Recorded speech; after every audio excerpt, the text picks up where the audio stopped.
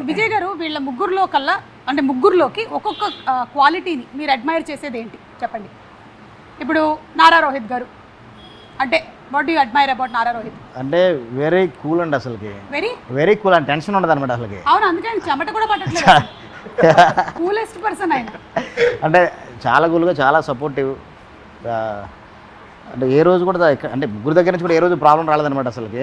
ఏ రోజు కూడా మనకి ఇబ్బంది పెట్టింది కూడా లేదు. అందుకని చాలా కూల్గా ప్రశాంతంగా కూర్చోన్నాం ఇంత ఎండలో కూడా. ఇప్పుడు నాకు ఒక డౌట్ వస్తుంది, ఆయన కూల్ ప్రాబ్లం పెట్టలేదు అంటే అదే కంటిన్యూ చేసాం. వాడు అక్కడ ఆపకుండా మీరు అడుగుతారంటే కంటిన్యూ చేశాను.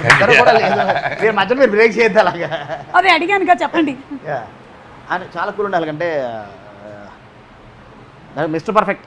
అంటే ఒప్పుకోనంత వరకే, ఒప్పుకున్న తర్వాత ఇంకా ఒప్పుకోనంత వరకు లేదండి. ఫస్ట్ నుంచి కూడా చూసారు, ఓకే తర్వాత ఇలా చేంజ్ చేసండి, ఇలా అనుకుంటున్నాను సార్, ఇలా అనుకుంటున్నాను సార్ అంటే ఓకే బాగున్నాయి, ఓకే గుడ్ బాగున్నాయి.